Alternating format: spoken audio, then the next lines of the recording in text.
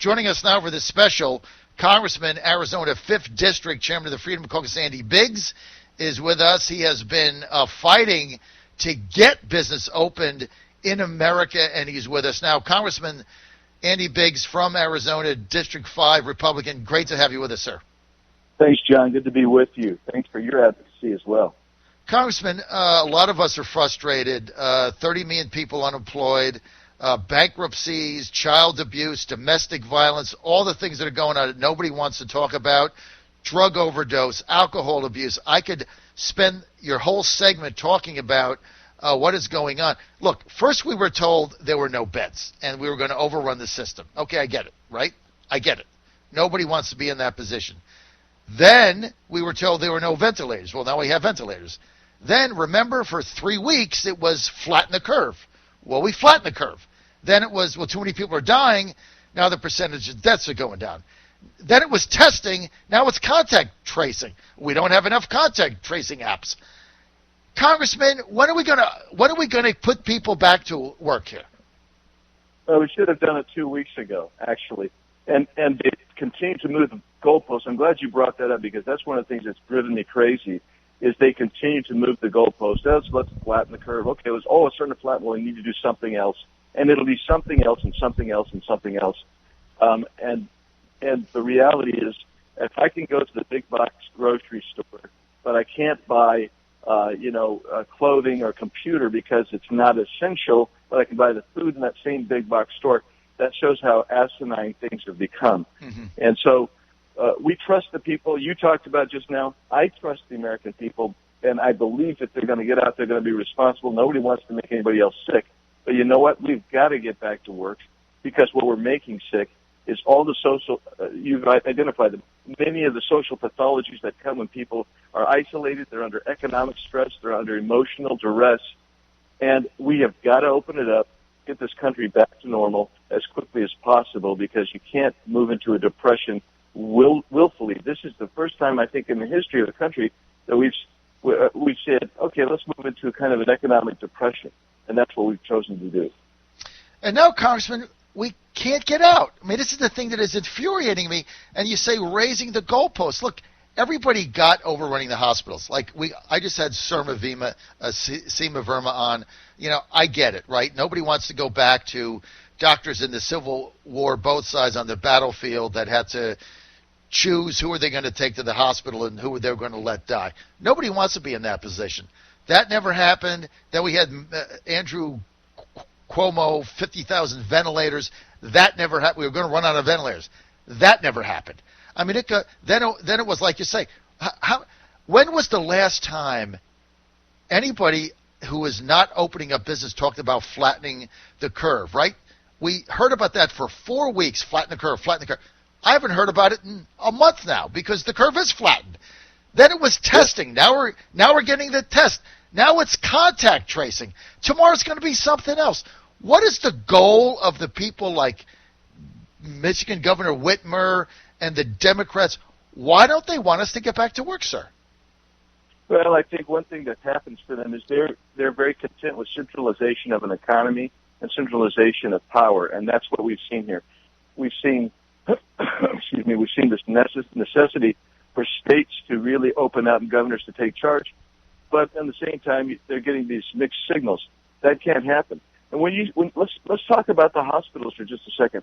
We are watching hospitals literally shed employees in Arizona or closing down because even though there's supposed to be this big bailout that came, it hasn't hit them yet, number one. Number two, they can't do the elective surgeries, which is what their bread and butter is. And besides, what is elective surgery? We're not talking about tummy tucks and eye lifts here. We're talking about people who might need a cancer therapy or treatment that are being postponed. We're talking about people, a constituent called up, they need some eye surgery done, or because they could potentially go blind. They're not able to get that. This is the type of thing that's going on, and these are bad decisions that get made. And I have no idea what the motivation is, but this notion that we're going to basically sit on our hands, except for when we're spending trillions upon trillions of dollars giving that out, we're going to otherwise sit on our hands and keep telling people, well, maybe we need to do this. Maybe we're going to wait until we're all put into some kind of a space unit, uniform, or a bubble like the old movie Boy in the Bubble, where something's going to happen that way. They don't want anybody to get sick. I get it. We don't want anybody to get sick. We live in America. We're free people. There's risks to being free. It's time to let Americans take those risks and use their heads and be smart about opening up their businesses and being free. They've encroached upon our rights every way from Sunday, and including on Sunday. I mean, are you at all concerned, Congressman Andy Biggs, about the trampling of basic civil rights guaranteed to every American and the really lack of pushback? Does that trouble you at all? Yeah. Look, I mean, it was one thing to pull the plug on your economy on a dime, which we did. Great economy, 3 days later, bad economy. It was something else to say, well, you know what, you can't go to church, or you can't walk your dog in the park if nobody else is around, or you can't, we're going to discriminate between what we think is an essential, what a bureaucrat thinks is an essential business, and what is a non-essential business. These types of rights, Reagan said it. He said, these are not in our DNA. We have to fight for these in every generation. Failure to do so means that we'll be sitting in our golden years explaining to our grandkids what it was like when America was free. That's where we are. We are really at a point where everybody's rights are in jeopardy. And when your rights are in jeopardy in a nation that's a free republic, guess what? It means your whole country's in jeopardy. The essence of who we are is now at the crossroads. Do we become a state that is more focused on state control of your life so you can have your worries minimized as much as possible, or do you get to be free and take the risks and you become responsible and fulfill the full measure of who you are? So Congressman Andy Biggs with us. He's the chairman of the House Freedom Caucus, representing the 5th District of Arizona. That's the eastern part of the state. And he's also a Republican, obviously, been in office for some time, and was previously in the Arizona Senate, 12th District. So, Congressman Biggs, let me ask you that as both of us spend a lot of time in Washington D.C., that's where my studio is. So I've got Governor Hogan in Maryland, which we cover. I've got Governor Northam in Virginia. We got Cooper in North Carolina. That's my corridor. Basically saying that they have a task force and they're going to central plan how to open businesses up when and if that time comes in their states. Meantime, you got Governor Hogan, who completely shut Maryland down, now screaming to you guys that he needs you to bail him out, even though, of course, he has no revenue coming in because he shuttered every business there. How do you respond to that? I say no. I mean, with loud, large, no. Just no. I mean, here's the deal. A lot of these states put themselves in an economic, budgetary problem before. So they got to deal with their own budget. The second thing is they've decimated their economies. People say, well, the feds did this. No, the feds gave some guidelines that weren't, in my opinion, necessarily the best way to go, but they gave guidelines. They didn't mandate that you close businesses. They didn't mandate that you shelter in place. That was a state decision. I don't know where the governors got their authority. Some of these states did this without any legislative action. Clearly, a lot of it is unconstitutional. But why should we bail you out federally? Why should you come to the citizens of Arizona or Georgia or Texas or Wyoming and say, you know what, we're going to transfer a lot of our tax, and it isn't even our tax money, it's our future generations' tax obligations. We're going to transfer those to California, which has basically decimated their economy, which is normally probably the 7th or 8th largest in the world, and they've decimated it. That was a choice they made, and guess what? Some of those governors now say, well, you know, we're going to give money to illegal aliens. We want them to receive money too. They've made a series of bad decisions, and you're right when you say they want to centralize this. That is where they want to go with this thing. They got a task force, and this reminds me of all of my studies of communist China's evolution as well as the Soviet Union's evolution. You will see that that's what happens there. That's what's going on in these states, and it's unfortunate. I mean, you think about it. You've got these governors, and I'll take Virginia as an example, because when you're in D.C., you're a bridge away. You got the governor saying, well, I think we're going to open May 8th, but I can't give a hard date, but we'll see. But I've got this whole task force I've developed, and we're going to plan how and where and why businesses open. So we're going to basically give a dictatum down. And I guess that means this is what restaurants can open, if they can, how many tables they can have, how many feet through the tables, what they can serve, what time they can serve. I mean, who the hell ever heard of this, right? Juxtapose this to Brian Kemp in Georgia, and Congressman, that's why I'm going there this week, because the fake news is going to be all over it. The New York Times, Congressman Biggs is going to send 30 people down there trying to find somebody that got sick in an ice skating rink. You know they're going to do that. Yep. But juxtapose this to what Brian Kemp did. He said, I'm going to open up Monday, and I'll let everybody figure it out. You kind of get it, wash your hands, masks, gloves, social distancing, but I'll leave it up to business owners. I'll leave it up to the churches. I'll leave it up to the parishioners. I'll leave it up to consumers and people to figure it out. And if you want to stay home, that's fine. But if you want to go out and live, right? I mean, yeah. And he is getting skewered for this. No, but what he is saying is the right approach. Look, I have no problem if somebody says, look, I have a respiratory disorder. I'm going to stay in. But you know what? That's your choice, and I'm happy for you to have that choice. But guess what? I want to go out, and I want to grocery shop. I need some furniture, perhaps. I'm going to furniture, the hobby stuff, whatever it is. Let me go out. Let the owners. Some business owners are going to say, I don't want to open up. There's going to be a lot who will never reopen because of the economic damage done to their business. But you know what, John, I could just say it isn't just the wage earners and the businesses. You've seen capital destroyed in this country. You've seen people who invested their life savings. Maybe they've mortgaged their house. It's gone now because they can't reopen. You've got employees who are getting paid more by the government with unemployment benefits than they were getting paid at $14 an hour at their employment.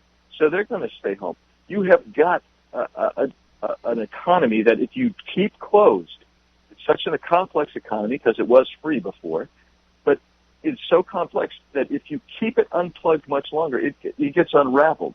And that's why you get people like Northam and Hogan, they want to centralize it and tell you how to do it. But the best way to do it is just to say, you know what, if you want to stay in your house and shelter in place, your privilege. You want to go out and worship and your church is open, have at it. I mean, let's be free again. That's simply what it is. Let's be free. And the other part about freedom is being accountable and responsible. We'll be responsible. We'll be responsible with our freedom, but let us be free. So, Congressman Biggs, I'm going to Georgia, leave this afternoon. I'll be there all week. Do you think I'm making the right decision? Yeah, I do. I'm all for what George. I'm all for what Kemp's doing. I think that he's leaving it up to the people. That's what America's about. I don't have. Here's the thing: these people who are making these decisions, these governors, they think they have power. They don't have power. They have delegated authority. And who delegated that authority? The people.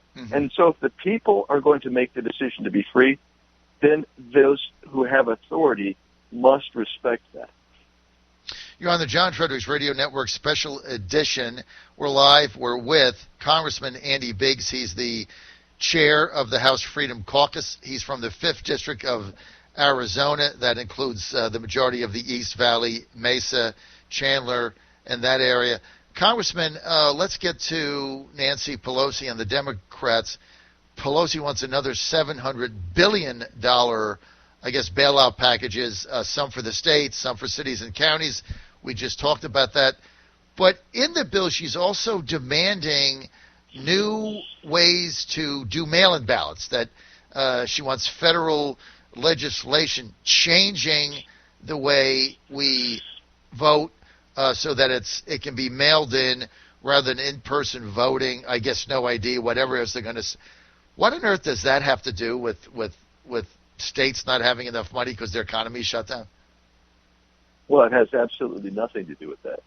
And that's the way she's operated throughout this whole thing. Is every bill that's come up, she's been able to manipulate it to get a lot more money to go to her programs, which do a couple of things. They expand the constituency, so when this ever tamps down again, that constituency is there wanting federal dollars. And so that's one thing. It gives her power to the middle, and that's what she really wants. And so none of this has to do with basically tiding us over. If you're tiding yourself over, you'd be looking at the way to do it in the most efficient and cheapest manner, so we can make sure that everybody can make it through. I mean, that's what you would look at. But they're looking at irrigating power to the center. That's what this is all about. What is going to be the electoral fallout of this, Andy Biggs Congressman Biggs going into November? Looking at some of the poll numbers now, the president's starting to go down. I think the briefings did go well last week. A lot of mixed messages. I just asked Seema Verma about this. The president says something. Fauci runs to CNN, contradicts him. Pence says something the other day. Dr. Birx goes to Stephanopoulos, contradicts him. So you got you got a communications disaster going on in there now, in my judgment. How is this going to affect your ability to take control of the House in 2020, and how is it going to affect the president's ability to beat Joe Biden? Couple things. Fauci and Birx have got to go. Agreed. Yeah, they got to get out. Second thing is, when you start talking about President Trump, I mean,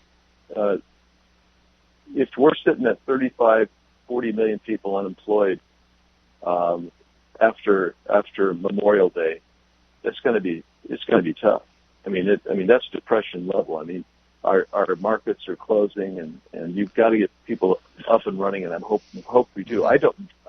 It's all, quite frankly, it's all going to be based on how quickly the economy comes back, and I think it's really important for people to understand that we had a great economy before under President Trump, and we'll have a great economy again under President Trump.